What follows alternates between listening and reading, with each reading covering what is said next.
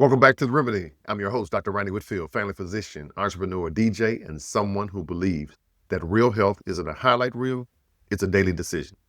Today, we're breaking down one of the most viral topics on social media right now, morning routines. More specifically, we're talking about the routines that influencers swear by, like Ashton Hall's, versus the ones that actually work in real life for those of us building careers, raising families, and chasing our personal best without losing our minds in the process. Let's get into it.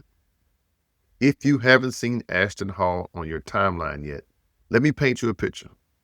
He's up at 3:52 a.m., not a typo. He starts by ripping mouth tape off because nasal breathing, they say, improves sleep quality. Then he plunges his face into a bowl of ice-cold Saratoga spring water with fresh lemon juice, does push-ups, journals, meditates, takes supplements like it's a second job, takes a 15-minute nap, and somewhere in there, he applies a banana peel to his face. And he does this all before 9 a.m. Is there some science to it? Sure, cold exposure can sharpen your mood, reduce inflammation, and some people do it before exercise to stimulate increased blood flow. Mouth taping might help certain people sleep better, and meditation for me is gold for the mind. But Ashton doesn't stop there. Somewhere buried in the madness is one of the most surprising and hilarious steps: putting sliced onions on the soles of his feet overnight. Now, before you side-eye this produce section, let's talk about it. Putting onions on your feet is an old folk remedy. People believed it could draw out toxins, absorb bacteria, reduce fever, and improve circulation while you sleep. And while onions do have natural antibacterial properties and are rich in sulfur compounds, there's zero strong scientific evidence that they can detox your body through the skin. What's more likely, you'll wake up with your bedroom smelling like Sunday gumbo prep. But hey, if it makes you feel better, more power to you. You might not wake up healthier, but you'll definitely wake up marinated. So if you want to channel your inner Ashton Hall, grab some onions, tape them to the soles of your feet, and let's get weird with wellness. Because in the end, sometimes it's not about science, it's about the story. If your morning routines take 4 hours and look better on Instagram than it feels in real life, it's probably performance, not wellness. Critics are right to ask whether these routines are practical or sustainable, because for most of us, the goal isn't a cinematic life, it's a functional one. And I get it. Ashton Hall, Mark Wahlberg, David Goggins, they make the grind look good.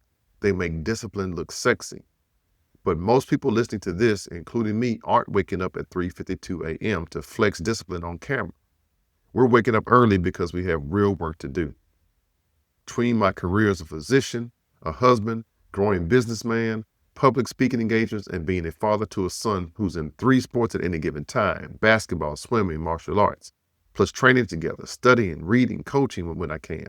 And yes, squeezing in swim practice, I can tell you firsthand, there are days that I can't get it all done. And that's the truth. Consistency beats perfection. Discipline is beautiful, but if your routine doesn't leave space for real life, it's not discipline, it's delusion. Let me walk you through a real morning for the hip hop doc. My workout days are Tuesday and Thursdays. I'm up at 4 a.m. On Mondays, Wednesdays, and Fridays, I give myself a little extra wiggle room and wake up around 5 a.m. First stop, the bathroom, of course. Then immediately after, meditation and prayer before I even touch my phone. Hydration is next, but not just water. I add a pinch of Himalayan sea salt and a splash of apple cider vinegar, 2 tablespoons and about 8 ounces of water to help stabilize blood sugar and rehydrate deeply. Then I hang, literally. A simple dead hang decompresses my spine and wakes up my grip strength. Bright light exposure is next, preferably natural sunlight. If it's not raining, I step out barefoot, practicing grounding, walking around the pool, reconnecting with nature, even if just for a few minutes. On Tuesdays and Thursdays, I train with my personal trainer, Carlos, doing strength, movement, mobility, and flexibility exercises. On Mondays, Wednesdays, and Fridays, when I get up at 5 a.m., it's deep focus time. 5 a.m. to 7 a.m. I'm reading, studying, paying bills, and managing emails. Breakfast is simple but structured: eggs, avocados, tomatoes, bacon, or sometimes a protein shake if I'm on the move. Then I help my wife get my son ready for school, and they're off and on their way. Driving to work, I'm intentional. It's either a motivational podcast, some music, or complete silence. sometimes a business call if needed, but I protect that morning drive like it's sacred. Then the work begins, the hustle begins, and life begins. And I do it all before 8 a.m. You don't need a 4-hour morning routine. You need a rhythm that fuels your purpose. The real flex is not what you see at 4 a.m. It's what you don't see, the weekend preparation. I plan meals, workouts, meetings. I set the structure. Because the truth is, when the week gets heavy, you don't rise to the level of your goals. You fall to the level of your systems.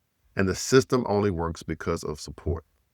I could not do any of this without my mother-in-law, my mom, Mrs. Yvonne, and my amazing wife, the backbone of our family, the quiet heroes that make the grind sustainable. And of course, my office staff who supports me daily through the work that I do. Behind every strong routine is an even stronger support system. Here's the truth, backed by science, not just vibes. Number 1, wake up consistently. It anchors your circadian rhythms and gets you going. Hydrate properly, and that pinch of salt for me matters. Expose yourself to morning, it sets your body clock. Move early, even if it's light stretching or a dead hang. Center yourself, prayer, meditation, whatever grounds you, and prepare ahead because success loves structure. The goal is not perfection, the goal is repeatability and sustainability. Forget viral, build vital. And if you're looking for something to feed your mind while you feed your habits, here's what's on my list right now. My book recommendation this week is Atomic Habits by James Clear, a masterclass in understanding how small, consistent habits compound over time into massive change. If you're trying to optimize your mornings or your life, this book is a blueprint. My song album recommendations for this week are Robert Glasper's album Black Radio 3. It's soulful, it's grounding, it's sophisticated, exactly the kind of energy you want as you set the tone for your day. Or if you need a single track, start your morning with Better Than I Imagined, featuring her and Michelle Indiacello. It's smooth but powerful, just like a well-built morning. So whether your morning starts at 4 a.m. with prayer and protein, or 7:30 a.m. with coffee and quiet, make sure it's working for you, not your timeline. This is The Remedy with Dr. Rani Whitfield. Remember, we are born looking like our parents, but we die looking like our decisions. Decide to build a life that lasts, not one that just gets likes. Until next time, stay grounded, stay focused, stay healthy. It's the Hip Hop Doc. They call me H2D. Come on, y'all. Let's get hip hop healthy. Peace and blessings. I'm out of here. The content on The Remedy with Dr. Rani Whitfield is for informational purposes only and is not intended as medical advice. Always consult with your healthcare provider for personalized medical guidance. Dr. Rani Whitfield is a licensed family physician, but the information provided on this podcast should not replace professional medical consultation.